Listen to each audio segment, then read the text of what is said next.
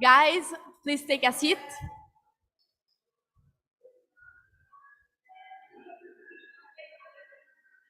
Eh?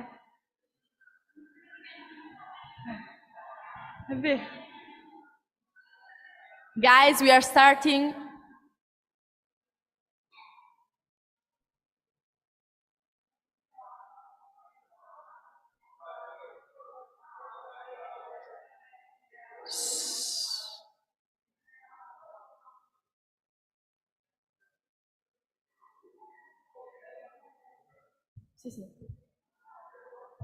Good morning.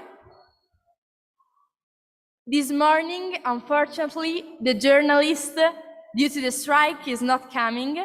But don't worry, we are going to have a special presentation about the Centro di Studi Americani, so the place we are in, about its history, but also the many opportunities that there are for us as students that we didn't know about. So I let the floor to...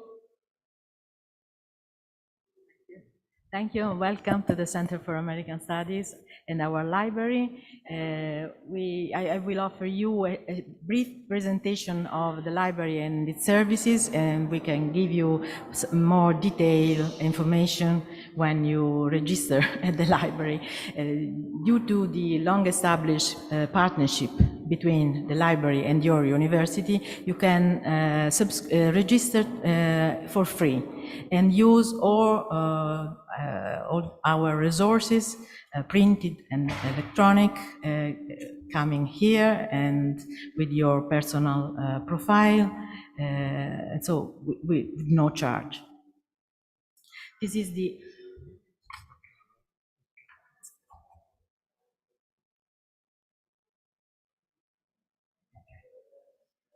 the home page of the center. The home page is still in Italian, but the library pages are in English. And so the main focus of our library is the American studies, so American literature, history, and international relations. But we have a lot of additional printed and electronic resources covering global studies. We have a lot of subscriptions to the archive of many American and international newspapers and magazines, or a digital collection of documents, declassified documents. And also next year we upgrade our electronic resources, and so we have additional resources, I think very interesting for you. And this is a brief historical profile of the library, and this is how to subscribe to the library. We need just your identity card or passport and something that documented your affiliation with your Tor Vergata University. So you have to fill in some forms, and you will receive your library membership card. This is the catalog.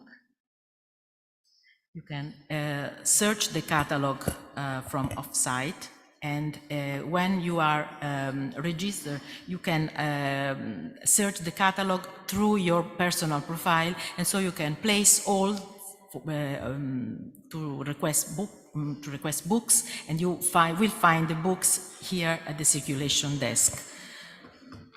This is the catalog, and for instance, we are partner of the global library network OCLC WorldCat, and so you can find a lot of information in our catalog and throughout the other libraries. You can switch from Italian to many languages, for instance, English, and this is an example, global Cold War.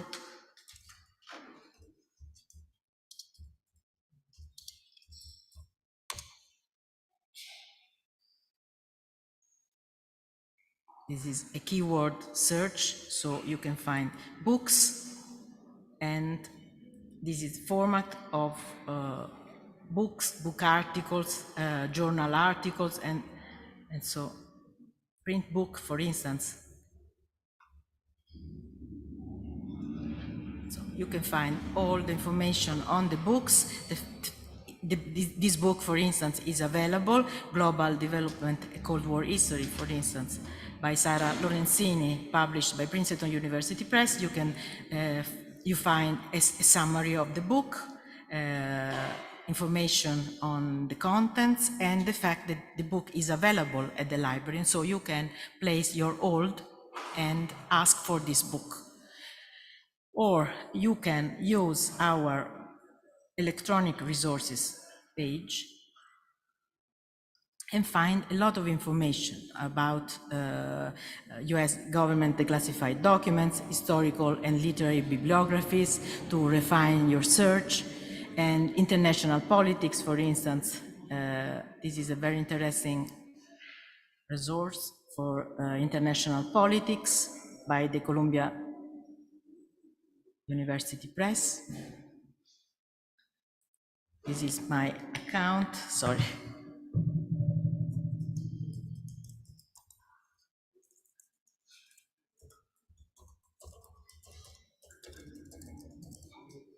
Oh, sorry.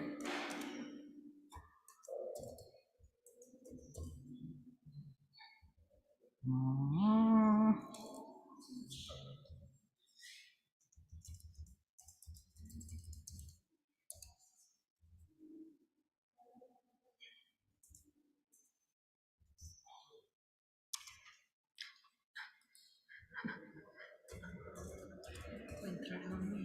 No, solo che non lo uso mai. And so you can, here you find working papers, journal articles, country data and maps, and so on, research paper produced by the most important think tank and policy institutes over the world.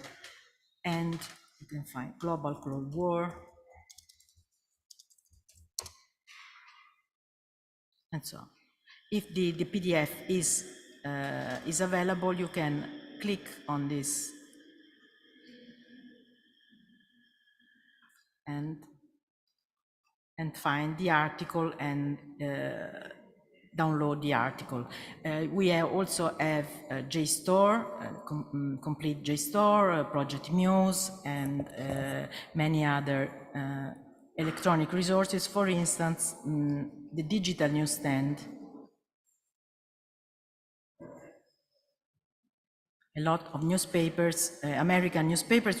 Next year we also have the digital archive of the Times of London and other, the Wall Street Journal. Here you find the newspapers currently subscribed. And you can find a lot of information of historical and current interest. And you also can join our newsletter and our mailing list, so you will receive a lot of information about events, initiatives, book presentations, and so on. And so you can attend for free these events and ask for reference support in your research, and come here to speak with us, with the librarians, to if you need to find articles or material which is not available online and through the electronic resources, and we are at your disposal to help and to find material of your interest. And so we are very very happy to help you in your research and your study. And so we do hope that you will join our library as new members and for your academic study and research. You will find, we can also help you in finding additional resources, printed or electronic, through catalogs, other electronic databases, or institutions that offer free online information and documentation on your topics of interest. And so I and my colleagues will be very happy to welcome you, and if you want to, you can register today or during the festival and receive a library membership card and start your experience here at the center. If you have any question, I will be happy to reply to you.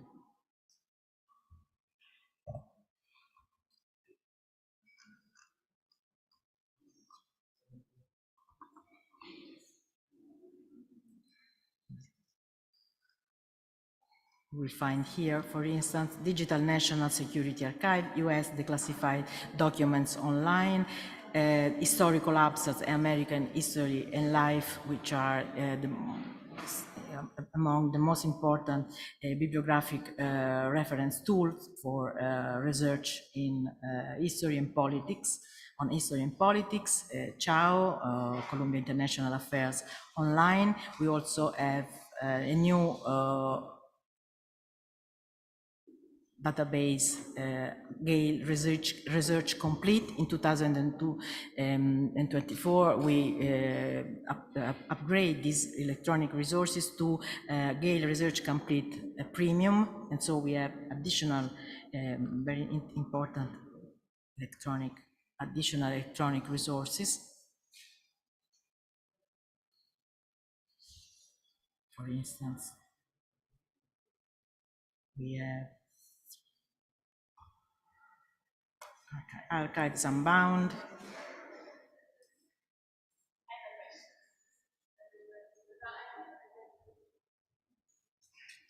The microphone is over there. For instance, these are all parts of research on very different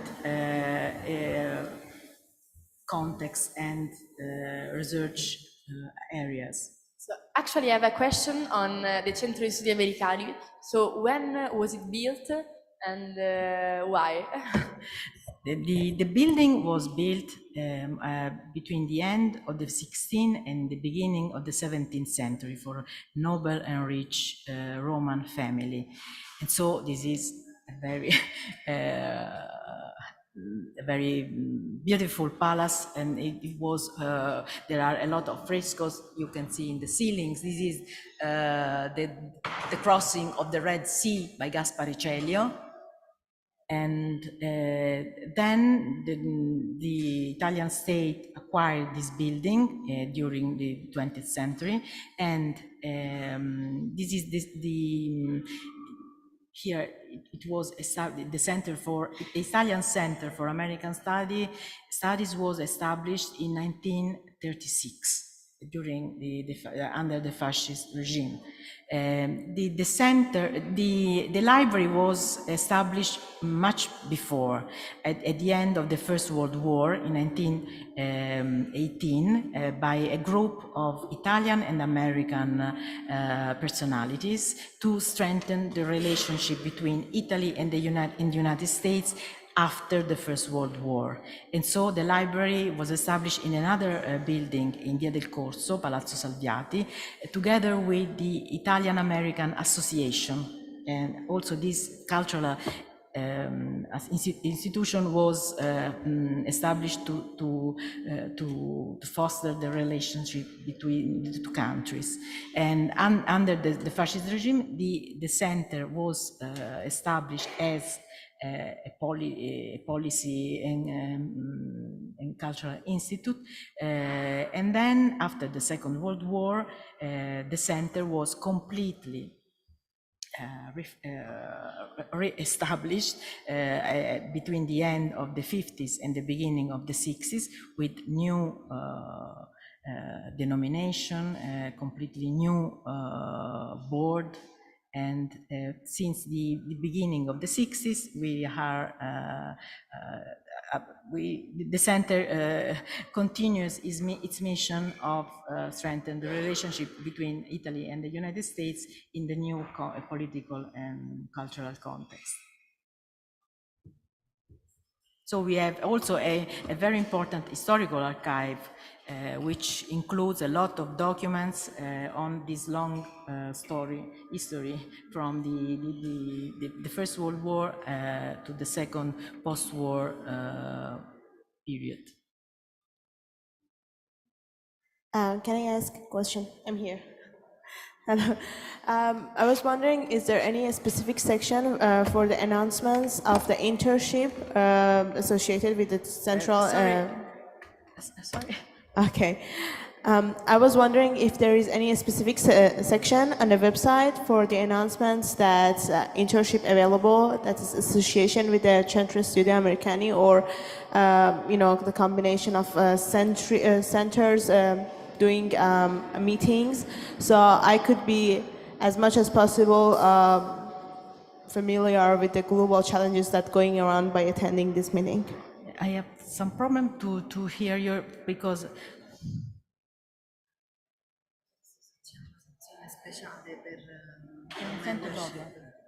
sorry, I'm a little deaf, and so I can hear your voice. Yes, yes. Sorry.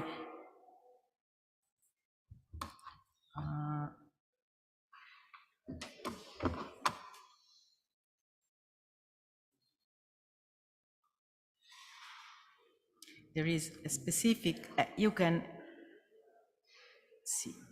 find here your university and the affiliated universities, and then you can find all the information in our rules and describing the membership opportunities and the services we offer. And so if you need more details, we can give you this information when you register.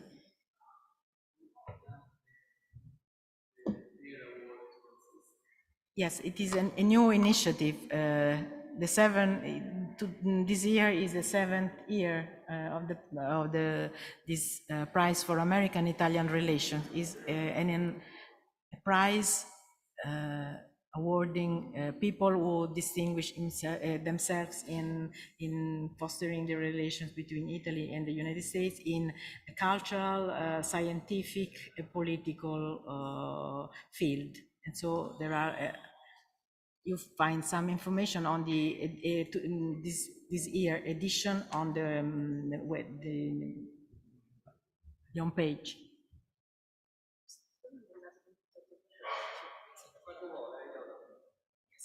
Yes, and so we will be very happy to help you in your research. And so join us if you want. We also have a Facebook page, and so you can also put your like and be informed on our initiatives.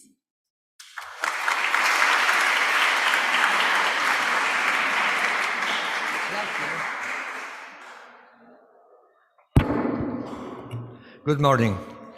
To the ones that are not from Italy, especially from Rome, I want to point out to you that most of the strikes, bus strikes in Rome, happen on Friday. And this is a strange coincidence, but we all think that they want to have a long weekend, and then they do a nice strike and they put all of us in a bad situation. And I apologize for this morning change of program, because it was due to the fact that the journalist that was supposed to come, she's not living in Rome and she couldn't come here. I don't know if they told you this.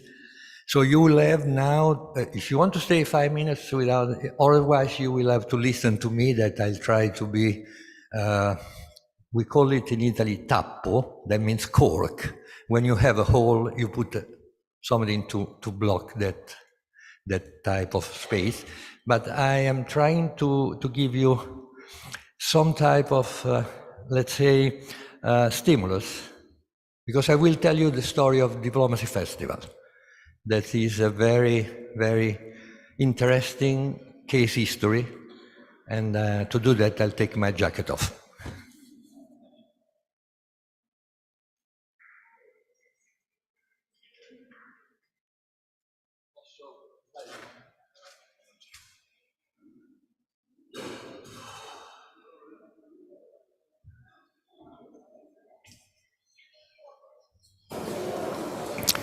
Okay, just few words about a CV that is extremely strange, for an Italian at least. I am a medical doctor with two specializations. One is in infective disease and another one is psychiatry. And I've been a doctor for a few years. Then I got what they call burnout syndrome. I was started to have to do with people that was sick. And that's very strange for a doctor. But honestly, it happens very often. When you have to deal with the pain and the histories of 100 patients and you feel sometimes not capable to answer to their request, that is a request of a therapy, a request of a solution to their problem, you feel that either you become a dry person in the sense that you show empathy, but actually inside yourself, you get quite bored to listen to people that is complaining about their disease. Either you decide to change your job, and that's what I did. So I got a degree in law, but I've never been a lawyer. And I've been working for the United Nations, I've been working for a private company, I was a CEO of a pharmaceutical company in the United States. I've been launching a program that was within the Spoleto Festival, that is a art and music festival that takes place in a little beautiful town that I suggest you to visit, Spoleto. And I was organizing the science section in that Spoleto Festival. That was quite an original idea because people that was coming there to see ballet, to see opera, they had the possibility also to see, to listen and to participate to some scientific conference. And the idea of a festival is particularly an Italian idea. The word festival in Italy reminds always about Sanremo, that is this music contest. And that's the way we think about the festival, as a moment of, in that case, is a moment of contest between singers and songs. But since many years, and I think that the science festival that I developed in Spoleto was maybe one of the first occasion, we have been seeing the number of festivals increasing and increasing. Now we do have in Italy more than 1,750 festivals. There are festivals of philosophy, festival of science, festival of law, festival of mathematics. Everywhere you have festival of poetry. You even have a festival of red pepper festival that is taking place in Calabria, where they produce the red pepper, the chili festival. So this idea is to put together people in a square, in a theater, and have them participating in a discussion. It's typically a Mediterranean and Italian way to discuss. We discuss at the table, we discuss when you go to your hairdresser, we discuss about sport, we discuss about Sometimes we discuss about sex, and so it's a matter of fact that Italians like to discuss. Each one has his own opinion. We say that each one of us is the best trainer for the Italian football national team, because everybody would be better than the one we have now. So in 2010, I was reading a book of Henry Kissinger that is called Diplomazia, in Italy, Diplomacy. And here it comes the idea and say, has ever occurred that somebody proposed a festival on diplomacy? I went on the internet, I checked, and there was no festival for the diplomatic world to be organized in the world. So I prepared a little brief. I had still some difficulties in outlining the possible articulation of the festival, but with my entrepreneurship attitude, but with what we call testa dura in Italian, that means hard head, when you really want to succeed in something that you believe in, I went to the Ministry of Foreign Affairs. I was not familiar there, they didn't know me, they had no idea who I was. One of these things that in Italy are very rare, because what you normally do is you try to find somebody that introduces you. Italy is the country of, in Italian you would say raccomandazione, no? If you have to go to buy a furniture in Italy, somebody will tell, go there and use my name. If you go to a restaurant, they will tell you, go there and use my name. It's a mindset. So I didn't have anybody to recommend me to the Ministry of Foreign Affairs. I went there, they listened to me, and the first answer I got was, do you want us to dance and sing as in Sanremo, the song contest I was telling you before? So I tried to explain to them that there were festivals very serious, that there were festivals that were really having a lot of success because people wanted to know more and the people wanted to be part of the discussion.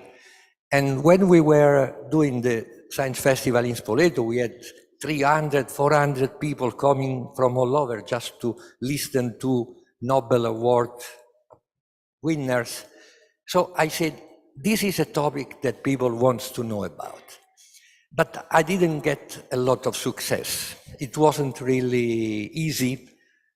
I may say that I must have had about 20 examinations because they were in front of me, all these diplomats. I was there with a couple of friends that accompanied me, and it wasn't going well. They weren't really convinced about this.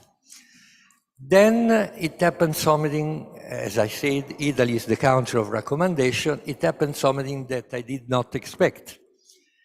At that time, the Prime Minister was Mr. Silvio Berlusconi, and he was launching a reform of the Ministry of Foreign Affairs. He wanted the diplomats to become more assertive in promoting the Italian fashion, the Italian commerce.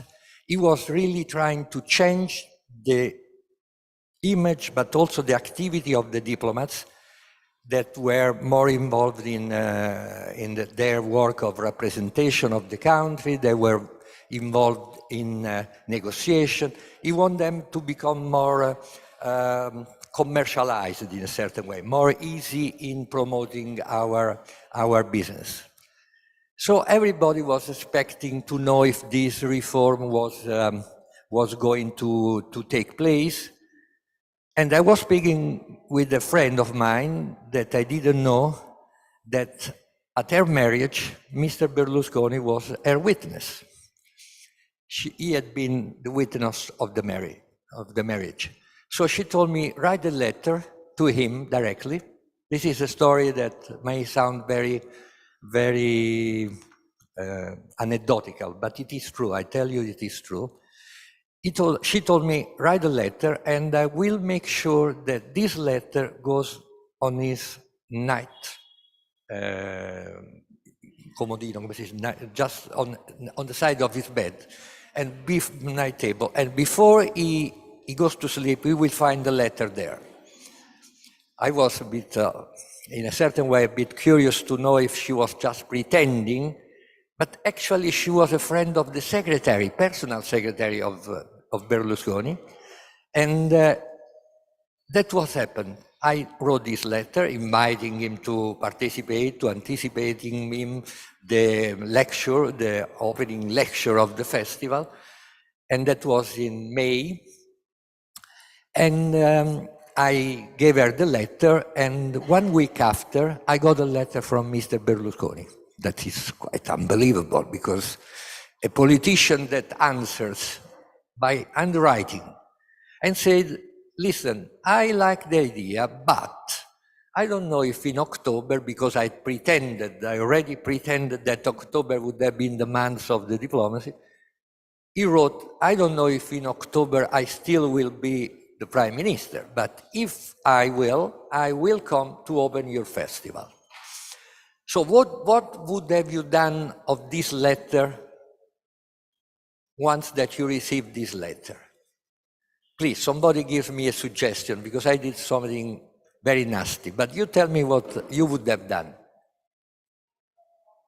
If you receive a letter from the Prime Minister that tells you, yes, I like the idea, and in October, if I'm still the Prime Minister, I will come to open the festival. You have this letter in your hand, and actually you are shocked because you didn't expect it, and you know that at the Ministry of Foreign Affairs, they really don't like the idea because they want to be secluded, they want to be on their own. You know, this is a circle, very, very, very close circle. If they have a evening, if they have a national holiday, national party, you will see always the same people. It's not really open to the external world.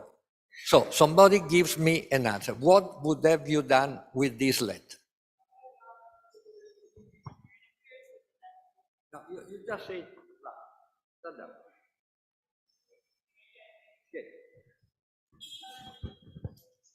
I would have just gone to the Minister of Foreign Affairs to show them. No. But maybe send them nowadays, honestly, probably social media would be. But close. I prepared at that time. Still, there was not a real good internet network of addresses and so on. So I prepared 30 letters, 30 photocopies of the people that has been examining my idea. And I said, well, you know, October is coming. We are planning the program. Mr. Berlusconi will open the festival. And I hope that you will make it and that you can come. Few days after, 2-3 days after I was called at the ministry, everybody was afraid, because the career of the diplomats in Italy is extremely sensitive, very sensible. You do not have rules.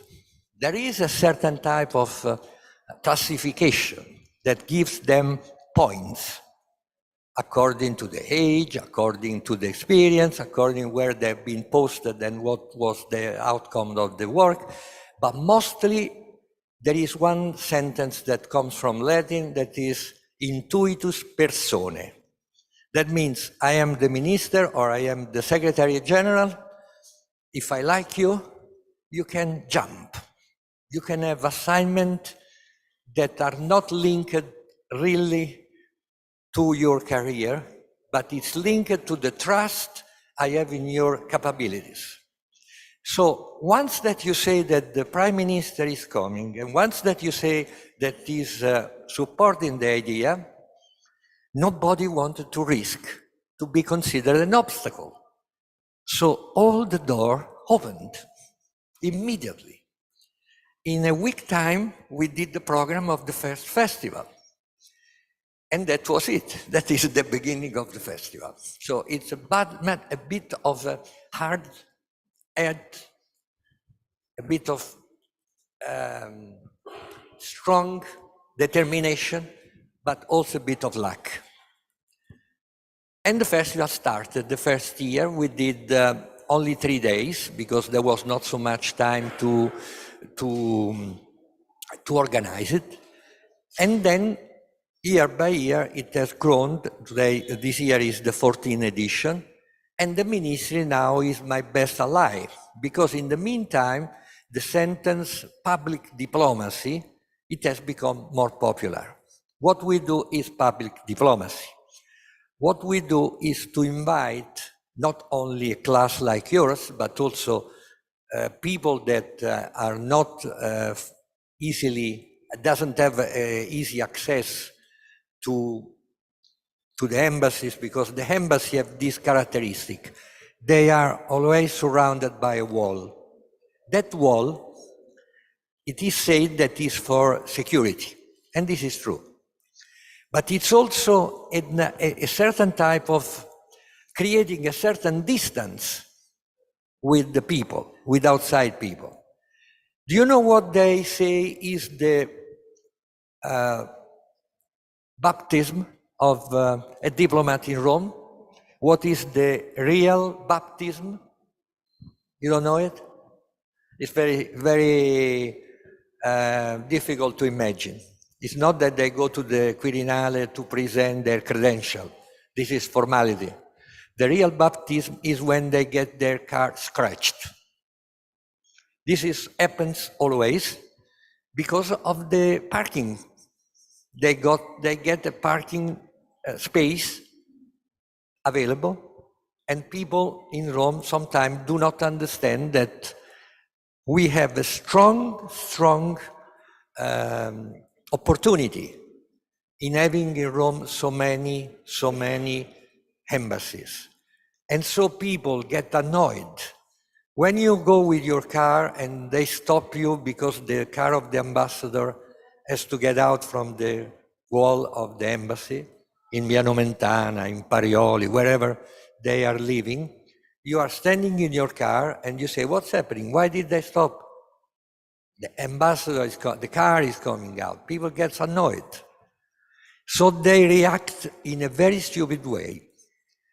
I make you now a question. Which city do you think is the most international and diplomatic city in the world? Please. New York? What else? Lahore. Pardon? Rome? London? Pardon? Yeah. London?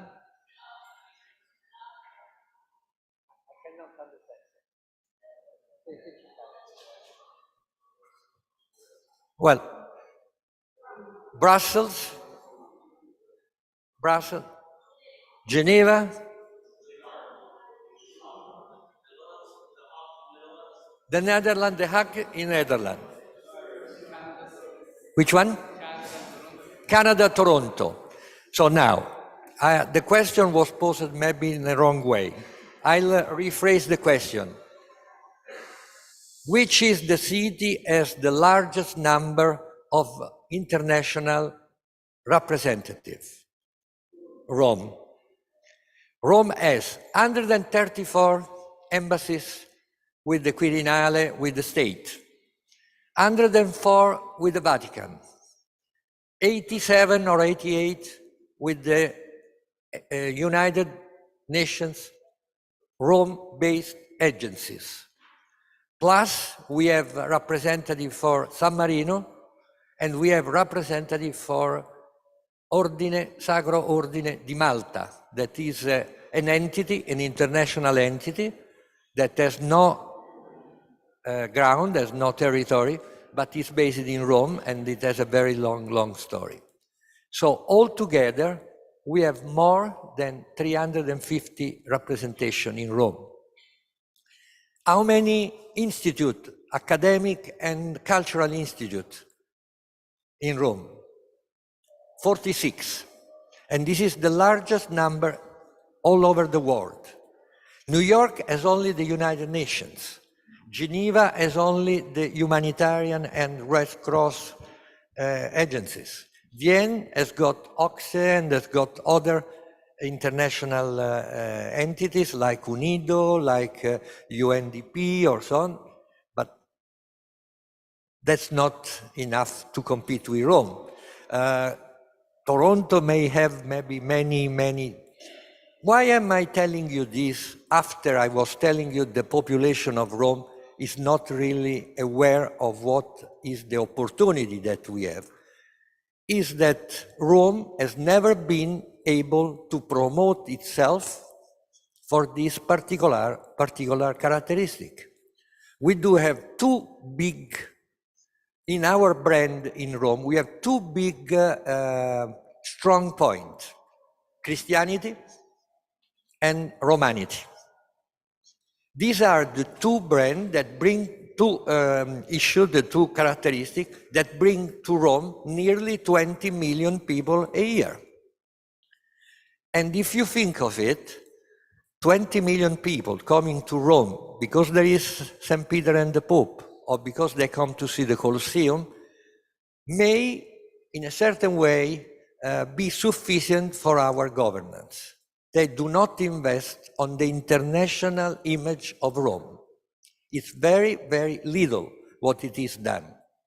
And you can see this also in this competition that Rome is facing now to obtain the location for the Expo 2030. Rome is running after Riyadh. Riyadh is surely a location that may be interesting. They may build a big pavilion site and so on.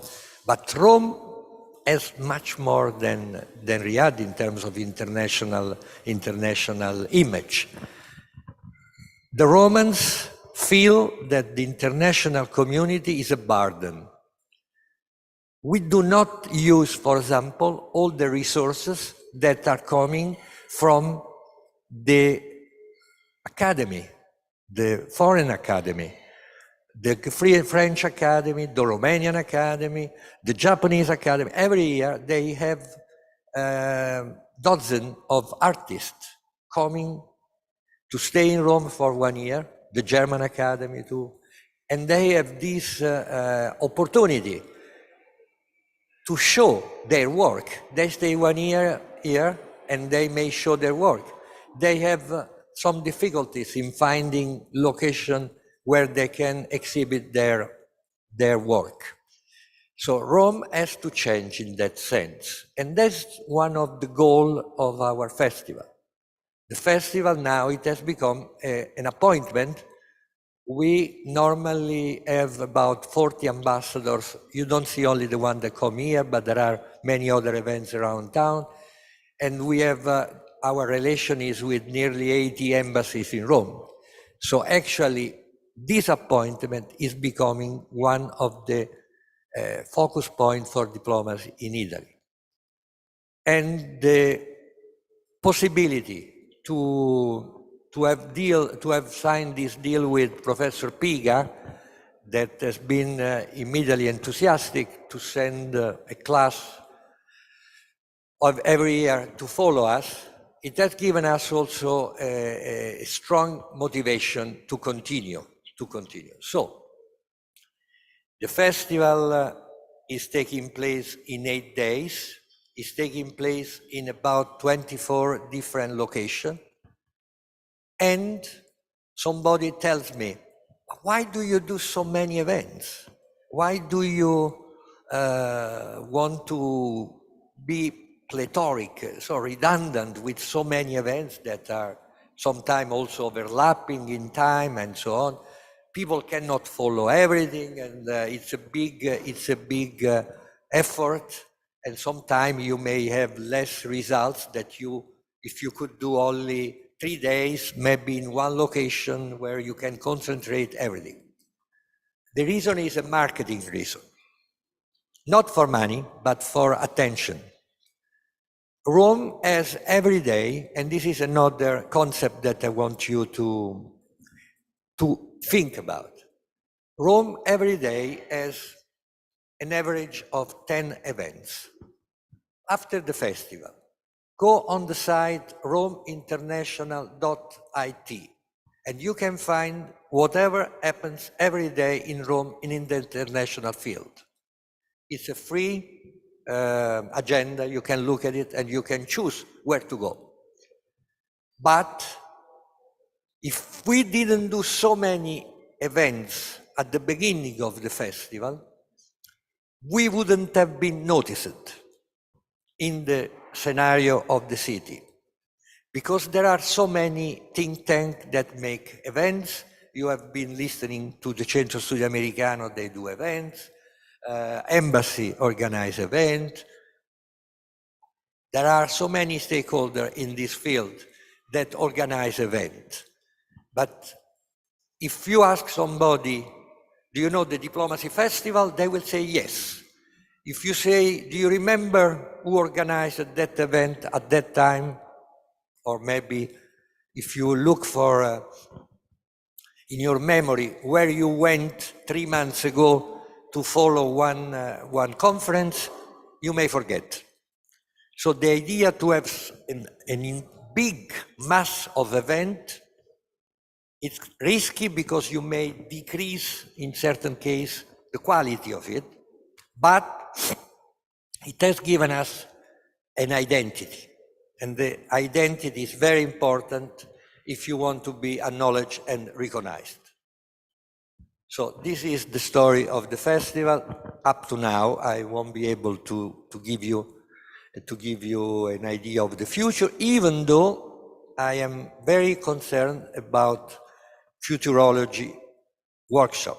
Last year, we did organize during the winter a week of foreign future study in terms of giving to the students an idea how you have to look with scientific criteria to the futurology. That is not reading the coffee is not reading, is not reading the card or the palm of the hand, but is a scientific methodology. I want to greet the Consigliere Ovidio Pofu from the Romanian embassy that just arrived. Ciao, Ovidio. And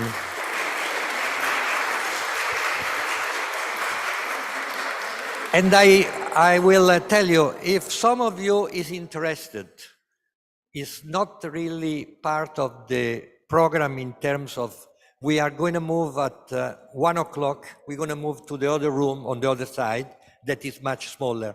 So please do not come, all of you, do not come. We cannot accommodate all of you, but the ones that are interested to understand how artificial intelligence will help and will change the work of the diplomats, they are welcome to come. So it's going to be just a discussion today at 1 o'clock on the other room. You will have to skip lunch, that's the point, because it's a matter of fact that it's in the time, we use this time that is when you finish your the ambassador question time and then till 2:30. But people that want to imagine themselves in this type of work, they are welcome to come. I finish and I am here if somebody wants to ask something of my story, about my story. You don't have to, and don't worry, I won't be offended. And any question? Okay. Hi, I'm Sara, I'm a digital. And I wanted to ask, what advice would you give and what set of skill do you think a person that wants to organize events and wants to get in that world needs?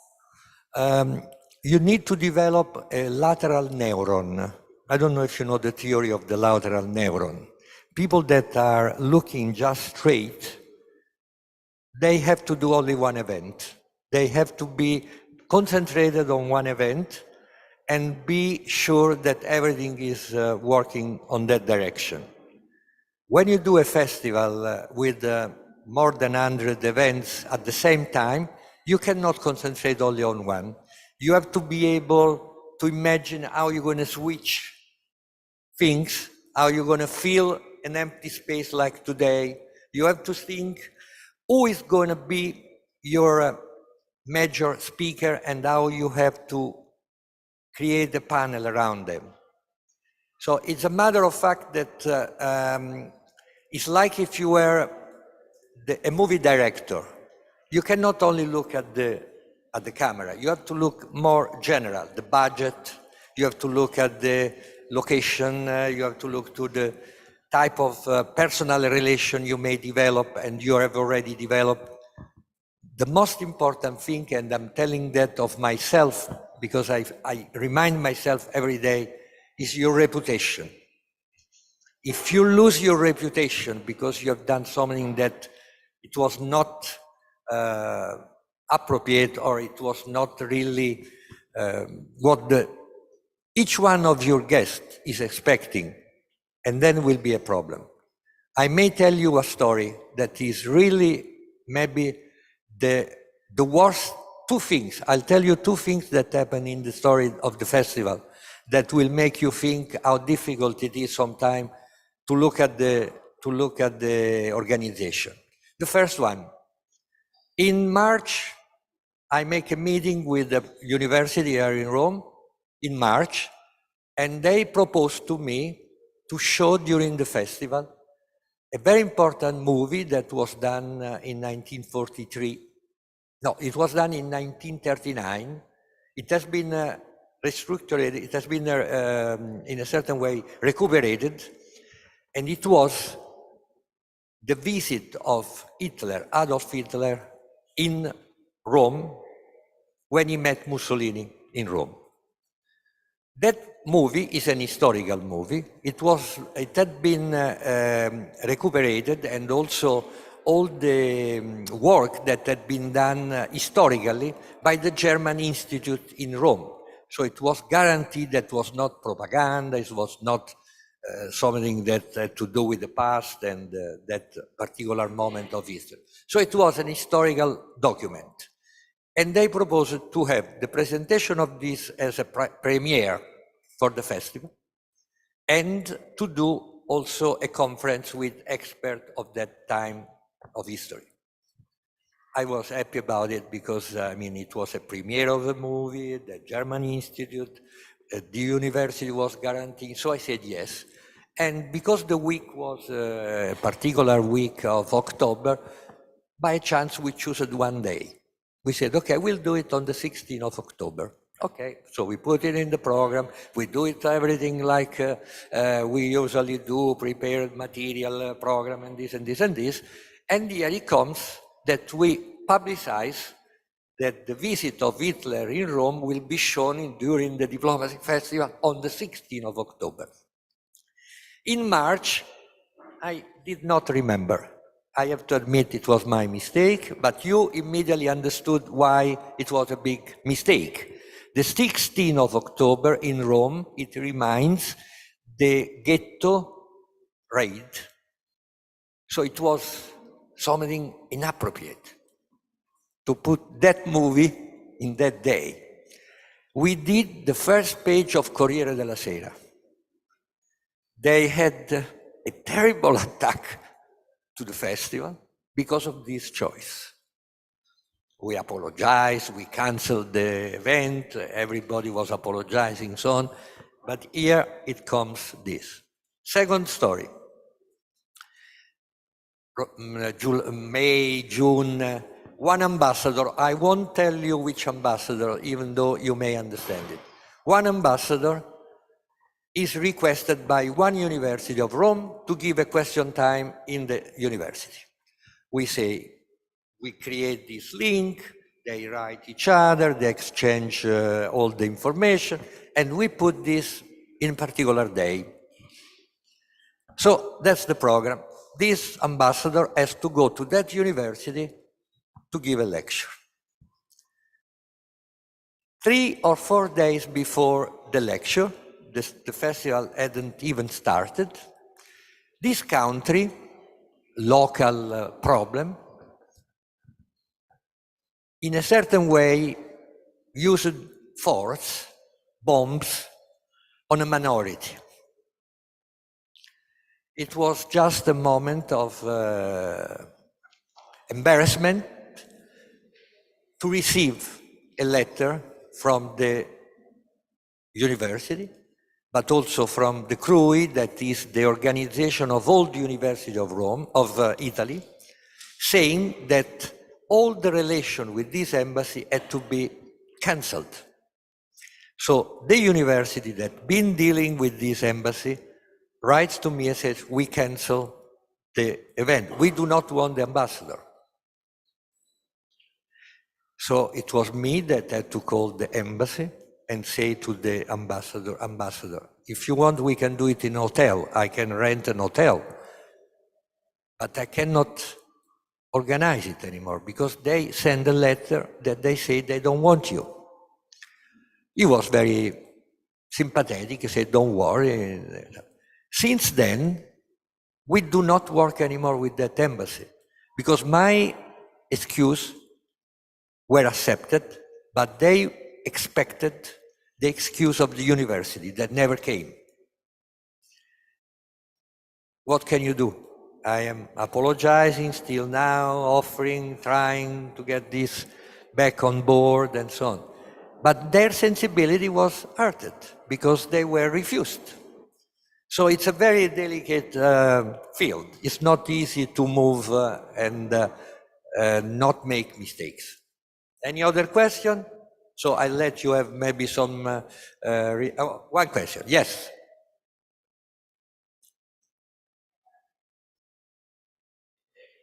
Hi, my name is Cosmo. If you would have to suggest 3 books in order to build this type of skills, which books do you suggest? To build what? Sorry, I didn't hear. This type of skills.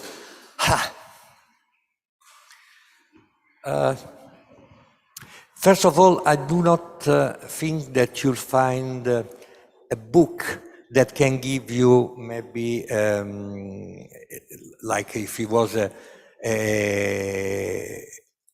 teaching lesson or a book like that. First of all, you have to have a lot of curiosity,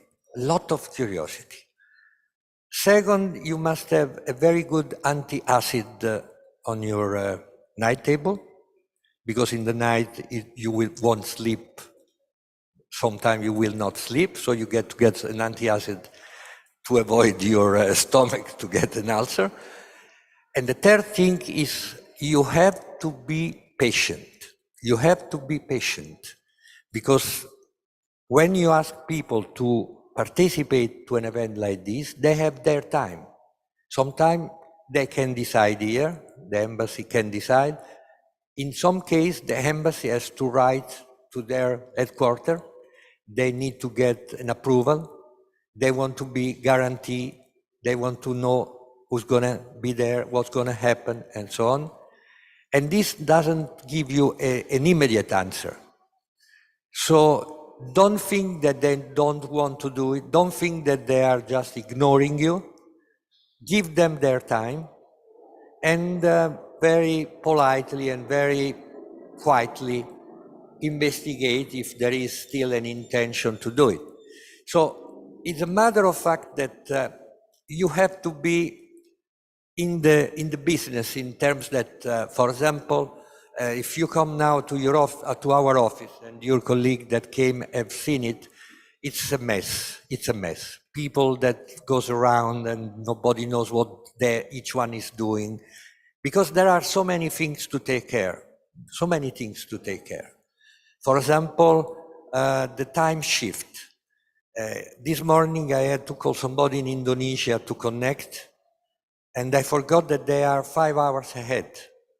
And I didn't think that today is Friday. Indonesia, maybe they are Muslim and maybe today they don't work. And this was a mistake because I need this connection for Monday. So tomorrow I will try again.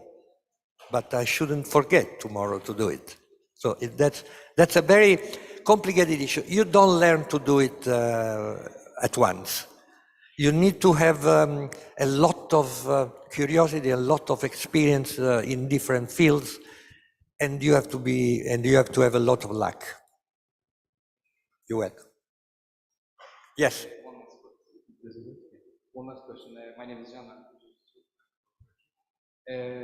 My question was, I think you already spoke about it, but I just wanted to make it clear. So in this type of organizing, like festivals, meetings, you obviously need connections, as you spoke about, a reputation. And my question was, how can we assure these connections, and how can we protect it and use them in our future needs? And how can we make more connections by meeting new people? Just to give you an idea, last year, the ambassador of Mexico, that this year was supposed to do it here, but he couldn't do one day. He changed the date. Before he told us, I'm coming that day. Then he changed the date, and that date was already taken. So we have moved him to another university. When he came here for the question time, he got 31 proposals for a stage.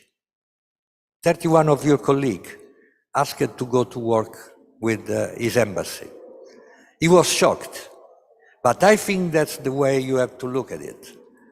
You have to take this opportunity to meet the people directly, to get their name, to propose yourself, to be able to get into their list.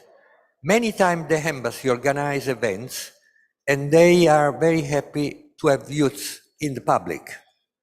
But if you do not send your letter, if you do not propose yourself, if you do not express your interest in what they do in other events, cultural events or presentation of books, Ovidio may tell you how many events the Romanian embassy does.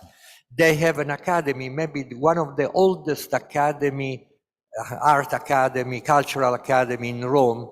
And Ovidio, can you join me here? Because we can really take advantage of your presence.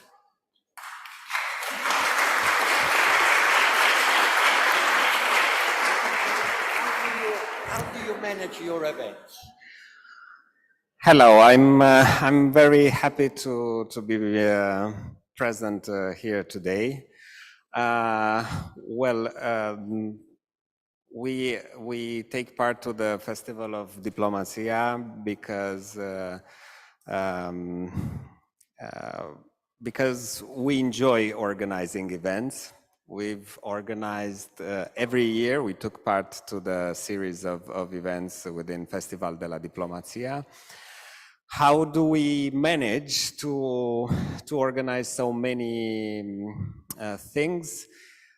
First of all, there's a leader. There's the ambassador, who is always very active, and there's a team full of people with different backgrounds, and we propose topics from different areas. As President Bartolomucci mentioned, we also have Accademia di Romania, which is found in Valle Giulia, together with the other academies, foreign academies, foreign cultural institutes in Rome. Accademia di Romania celebrated last year 100 years since it was founded and open to the public. We're very interested to talk about our country because there's the perception that being so beautiful, Rome doesn't leave too much space to topics from abroad. Maybe Milan feels more cosmopolitan, but Rome needs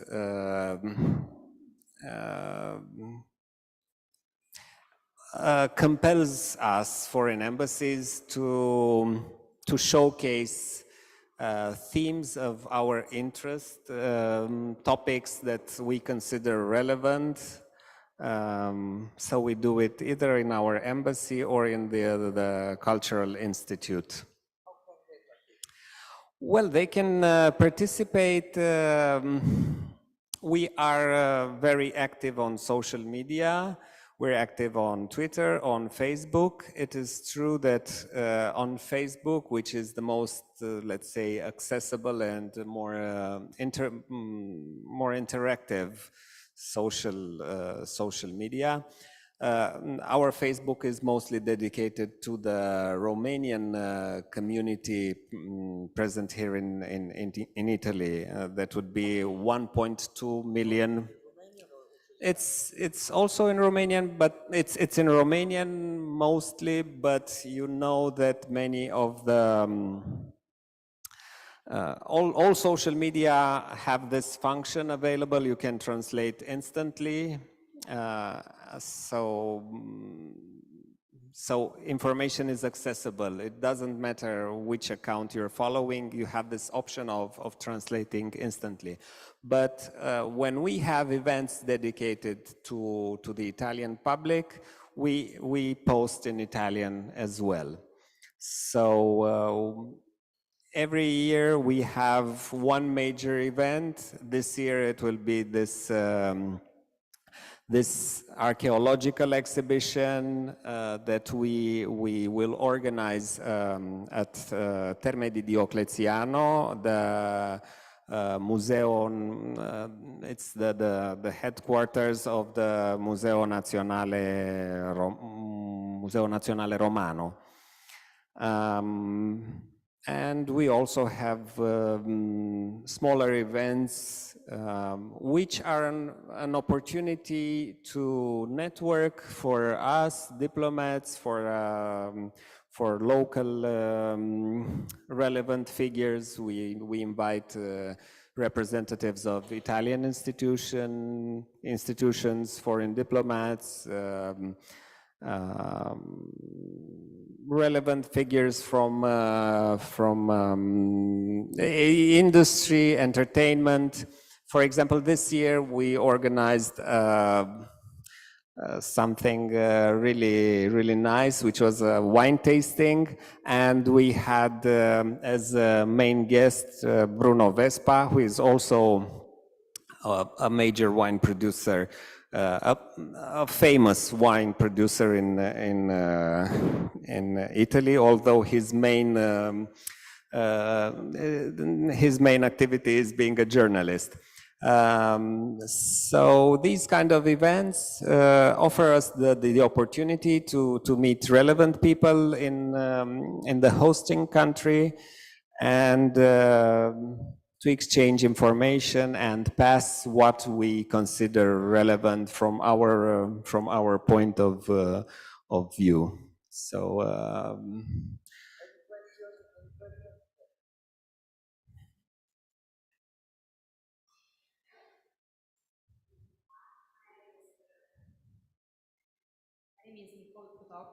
Italian with a Romanian origin. I would like to ask whether is it possible to do somehow a stage or internship with the embassy or the other organs related to the Romanian embassy? Thank you for the question. Yes, there is this possibility to have to organize internships. So foreign students can, local students can join these internships organized by the embassy. We are lucky to have this large community of Romanian speaking Romanian speakers, Romanian students here in Italy, not just residents, but also exchange students. Of course, one of the requirements is a good management of Romanian language. Otherwise, we don't have so many activities that could only involve Italian. Of course, since we are we also need people with a good expertise of Italian, because we don't have the level of native Italian. But for example, Romanians living here, Romanian students resident in Italy, they have mostly a native level of Italian, and they tend to speak Romanian only with their parents. But we organize these internships. We would like to find opportunities for non-Romanian speaking students. But since the activity of the embassy is focused more on processing these kind of documents, we tend to choose Romanian speakers. They can send the application. So as I said, we are available on social media, Ambasciata di Romania in Italia, both on Twitter and on Facebook. As I said, the ambassador is very active. She just came from Milan. She unveiled a memorial, no statue, it's a plaque, yeah, una targa commemorativa for a personality, Romanian personality that lived in Milan 100 years ago, and that inspired Puccini in writing Tosca. So this pretty much sums up our, let's say, public affairs, communication part of our activity. Of course, we have we prepare political and diplomatic contacts between Romanian institutions and their Italian homologues, so the Italian counterparts. Since this year, Romania and Italy celebrated 15 years of consolidated strategic partnership. We are planning to organize government-to-government summit and vertice intergovernativo. And this involves ministers from different areas and meetings between the two prime ministers. So I would say that the activity of an embassy is 360 degrees, public communication, diplomacy. How many years? I've been 15 years in the foreign service of Romania. It's my second posting in Italy. It's not something common.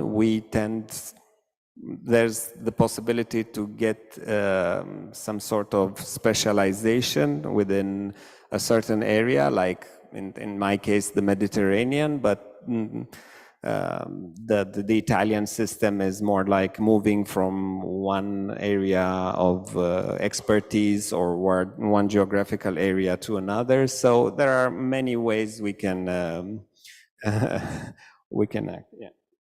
I think you were with us, or Laszlo was with us, just to tell you how the Diplomacy Festival grew and how sometimes you have to use some little tricks or maybe some possibility to get to know each other better and with a better atmosphere. One of the first meetings I had with the Visegrad group, not with you, sorry, you weren't there, I'm sorry, it came to my mind, with the Visegrad group that is composed by Hungary, Poland, Czechia, and Slovakia. And I wanted to convince them to do an event because Visegrad is a local, regional aggregation that sometimes is not really in the same position than the Italian on particular topics at the European level.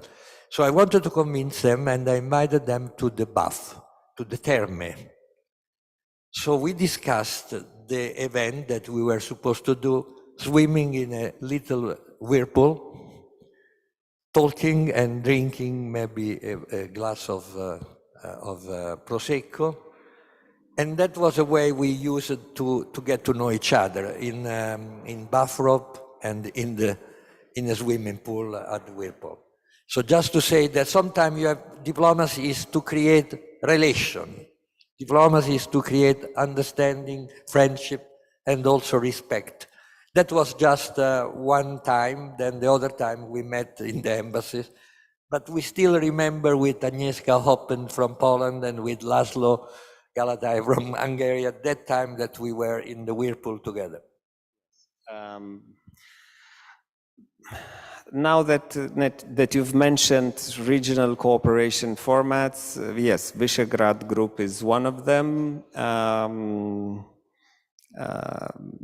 Another one that we have talked about this summer in our embassy was the 3 Seas initiative. That would be the Baltic, the Black Sea, and the Adriatic. So it involves a group of countries, starting with Estonia, Latvia, Lithuania, Poland, Romania, Hungary, Bulgaria, Austria, and I don't want to forget anyone, but this was the latest summit of this group of countries was organized in Bucharest, was hosted in Bucharest in September. In July, we organized this event in the embassy to inform somehow the Italian public about this initiative that we have and the opportunities that this presents. It is a very interesting format because it involves members of the countries that are members of the EU and that are very concerned at the present moment for security issues regarding the aggression against Ukraine. As you know, the Baltic countries are neighboring Russia. Romania has the longest border with Ukraine. This summer and this autumn, some Russian drones fell on Romanian territory. So we are really bound between ourselves. I mean, our countries are concerned, share the same security issues, concerns regarding security issues, but it is also a platform for further economic development. Yes, because you know, with the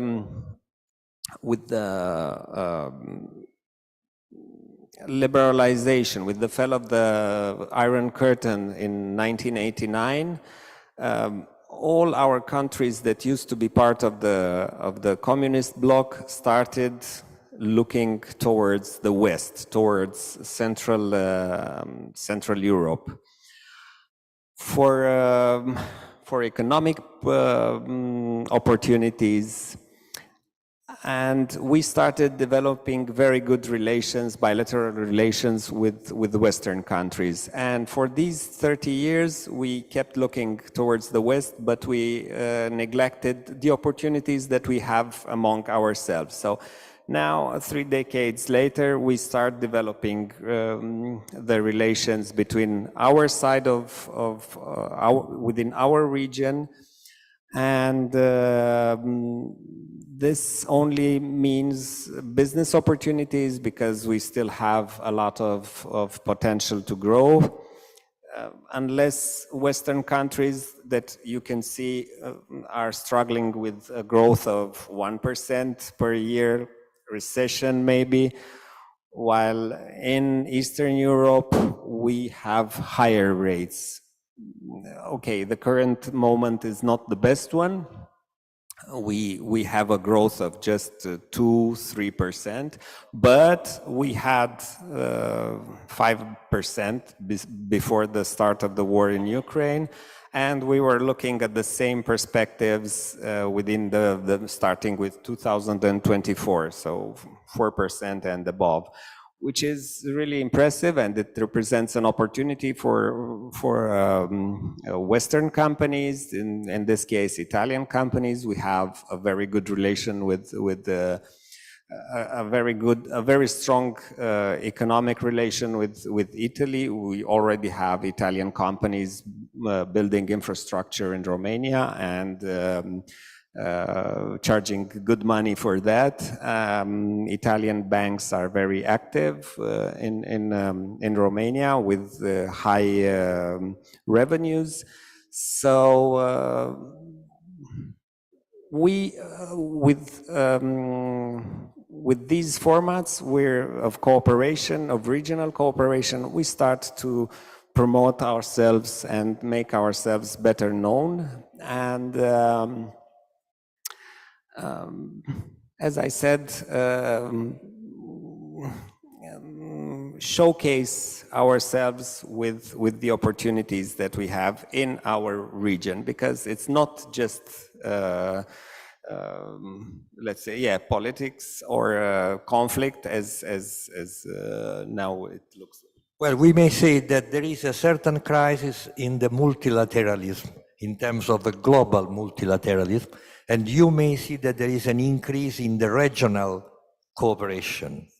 If you see, for example, some of you will go to listen to this conference at the Czechia embassy that has to do with the regional cooperation between Czechia, Slovakia, and Austria. In the East, you have ASEAN, that is a group of countries that under this type of group is promoting cooperation and also opportunity, business opportunity. You have another one that is called IORA, that is Indian Ocean Rim Association, all the countries that have a shore on the Indian Ocean. You have BRICS, that is another organization that is becoming more and more competitive.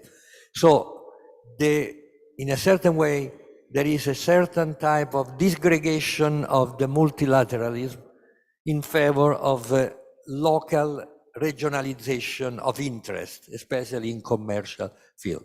Before the ambassador of Austria comes, I just want to point out, maybe some of you have seen the news or not seen the news, that Austria and Germany have closed the Schengen border. It has been announced today. Yes. So he's the ambassador of Austria, and he will have maybe something to say, but if he doesn't talk about this because he wants to be in a certain way over, just going over the topic, this is a good way to make him explain why they're doing this. I can help you with a series of questions and arguments for him in this case. So I'm ready to help you find the best questions for the Austrian ambassador if he's coming. Yes. But you can have a little rest, 5 minutes, 10 minutes. So whenever you see a gentleman tall, very smiling, is really a dear friend, and he's also very active. And when you see him arriving, he has a little bit of reddish hair. Come back inside and don't lose a minute, because he will be very, very interesting to hear. Okay, thank you very much.